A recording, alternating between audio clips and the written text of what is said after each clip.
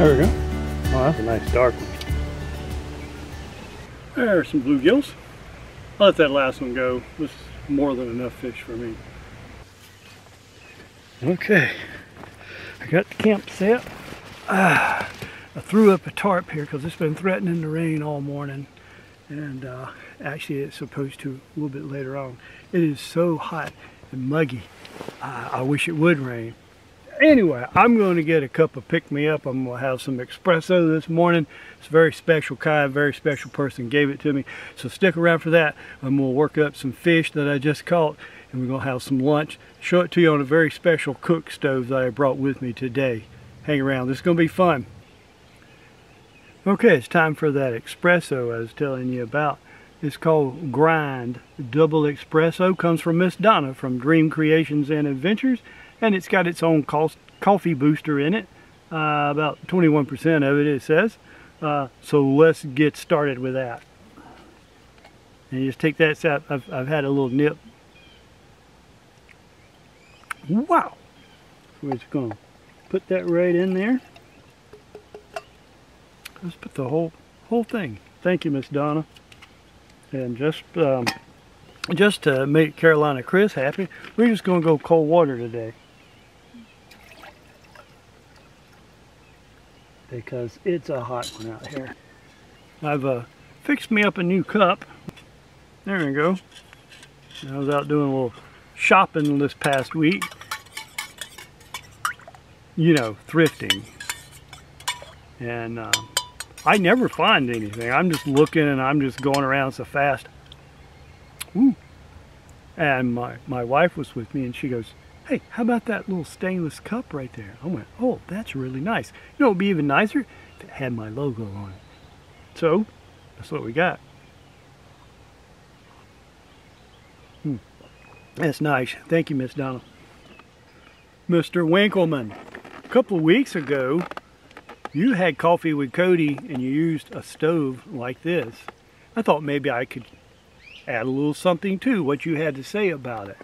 This was a really old stove. It was brand new. I bought it from Campmore Camping Products about 40 years ago. It didn't work well for me. I put it back because it was leaking gas and stuff. I couldn't send it back. Not in those days. It cost more to send it back than the stove cost. But it needed some seals in it. They just weren't working well, so gas would kind of come out all over the place. And I put it away, and then I made a video about 3 years ago about antique gas stoves, and I thought, well, I have to include this one.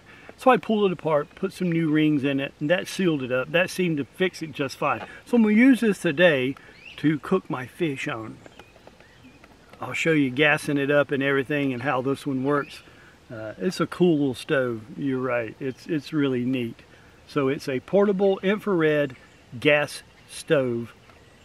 Oh, and you're right about the no name. There's not a name on it anywheres, and mine was made in Taiwan. So that's what it says. You can see a little. See if I can put it there for you. A little label right there, and it says "Made in Taiwan." I guess they still make stuff. I don't know. Let's go get those fish processed. I'm pretty sure, you know, when they woke up this morning, they said, "Well, I'm just gonna swim over here and eat this cricket that somebody threw in the water." He had no idea that his day was fixing to get a whole lot worse. So we're gonna go complete that process, and then we're gonna fire up this stove, see if we can get a little bite to eat going here today.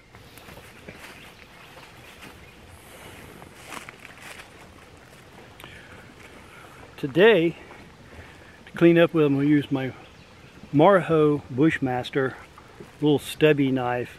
I really like it. I got a pretty good, you know, edge on it today. I'm gonna try to fillet these bluegill, which means there's not gonna be a lot left out of them. That's why I have, I guess I have 3 over here, and we're gonna cook those up and see if we can get. There may be some eggs in there. We're gonna cook those too if they have them. So let me get started on this and get back with you. So I'm over here cleaning my fish, and this little feller here, he was already kind of dead, I guess, because he was hurt a little bit by the hook. And something was nibbling on him, you see? Yeah, I bet I interrupted a turtle who was just getting ready to have a snack on my fish. This one's so small I'm not going to fillet him, I'm just going to cut him up. But I just thought you might like to see this. This is right in the nick of time, boy.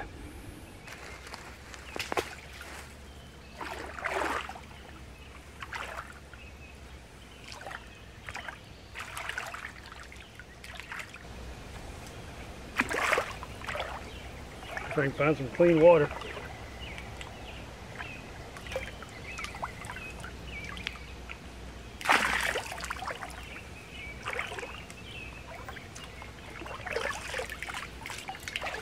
That looks better.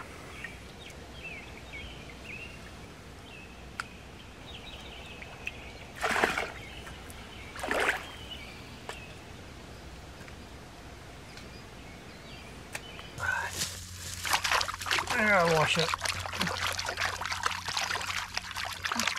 without getting back in the lake.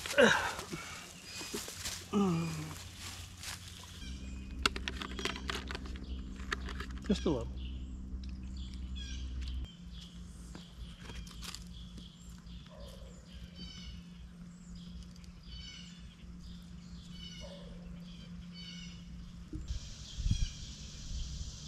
Yep, right there.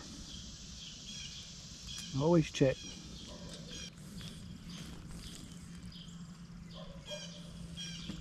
Let's talk about this stove a little bit more.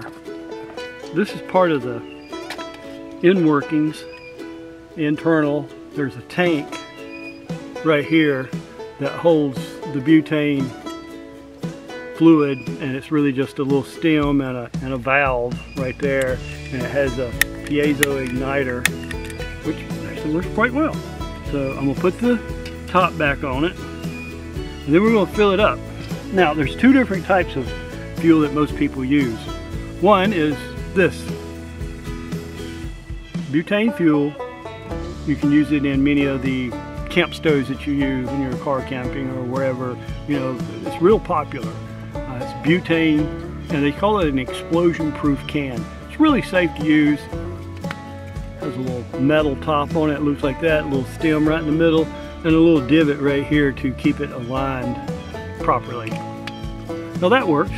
Or you can use regular lighter fluid refill butane fuel, and it has a little plastic valve on the end of it, just like that.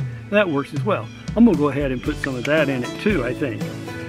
Now here's the difference. This can, or this can, which one's bigger? Which one has more fuel in it? Well, I'm gonna say this one does. It has, let's see if I can find it. Net weight's 8 ounces. That's what's inside it, 8 ounces, 227 grams. This one, the net weight is 290 milliliters. I don't know how to do that. 9.8 fluid ounces, 8 fluid ounces. You tell me, and I can actually tell this is a heavier can. I'm not sure how they do that or who's cheating who. You would think this costs more, has more in it. This costs a little less, has more in it. Go figure. And it should just go till it stops. I can hear it just slightly. It's not supposed to take long. What about the other one? Is it any harder to use? Let's see. Well, I hear it fueling now. Maybe that's the difference. So based on this, I recommend this style fuel can, not the other one. Although it does work. I think this is better.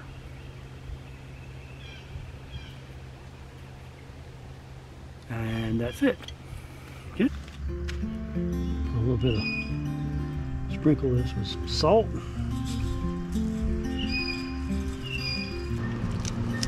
And the good part, for all the flavor in the world, I use House Altry Hush Puppy Extra Sweet Onion Mix. I hope it's still good. It's been a while. Fill the morning air with warmth and life. Sounds of birds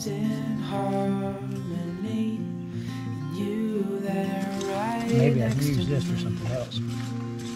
We'll see.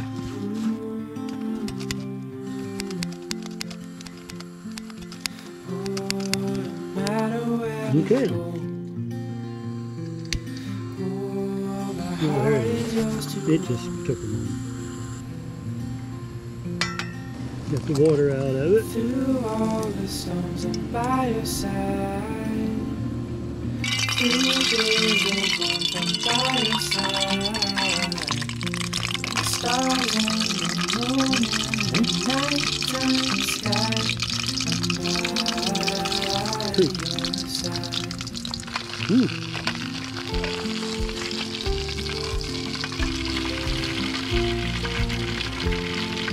Next. Walking in cold nights with your hand in mine, all wrapped up warm, sitting by the fire. This life is the best, living wild and free.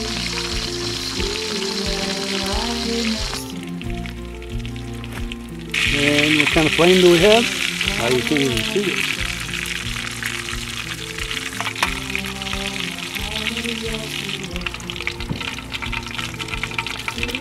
I think frying fish like this is one of the hardest meals to prepare.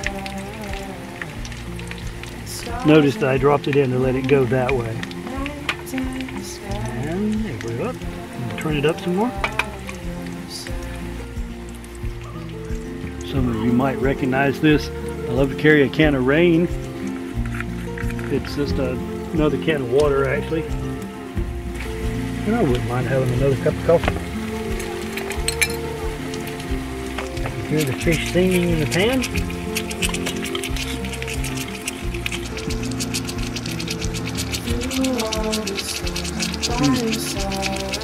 I need a little more sugar. But first I gotta tend to the fish.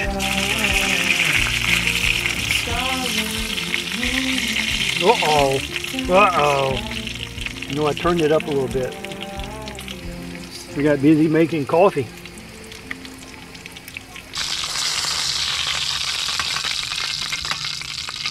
Put him right there.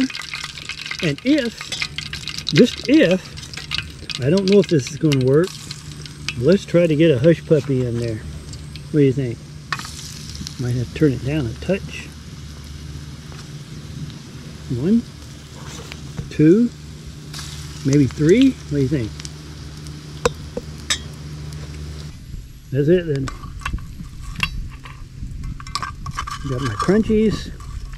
Toss them out. Got some burnt stuff in here.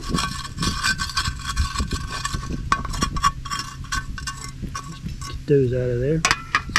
I think that's it. We're going to turn her off. All the way over.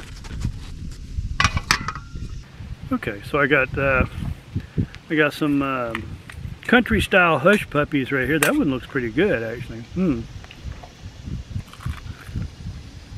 It's pretty hot. I've got a fried fish right here. Let's see which one looks the best. We'll start with that. Oh, that looks like a good one. Right there.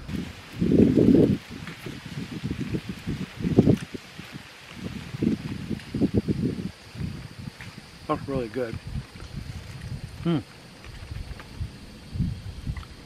I was going to say something, but I needed another bite.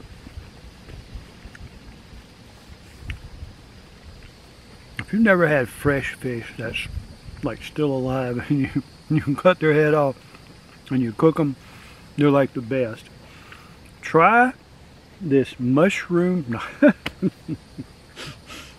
Try this hush puppy mix, sweet onion mix. I think it's called Lowry's, to coat your fish in with a little salt prior to that, and then cook them in some good oil. No, this was just a little bit of olive oil on a tiny stove. It didn't have a whole lot of heat regulation going on in a tiny little pan. So under better conditions, I think you could probably, do a lot better than I just did. But there's some nice white meat fish. It's brim. So, They're pretty fishy. That was a hot hush baby. Oh, mama. That's real good. I'm gonna eat some of this fish. You won't have to watch that. Then I'll clean up here, hang out here at the lake for a little while. It seems like it's kind of cleared off for right now.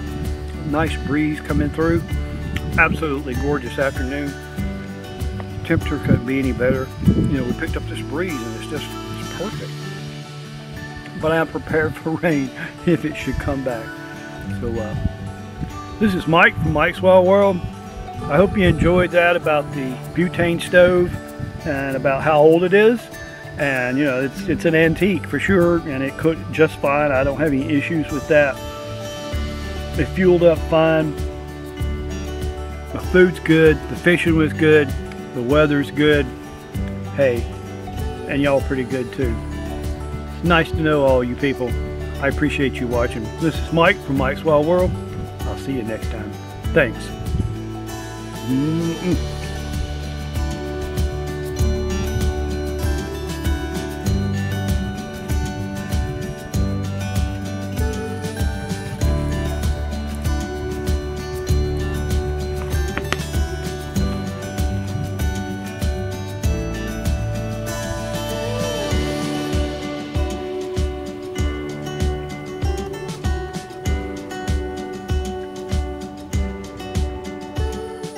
Like and subscribe if you can, and leave a comment. It's a wild world, so get out there, and thanks for watching.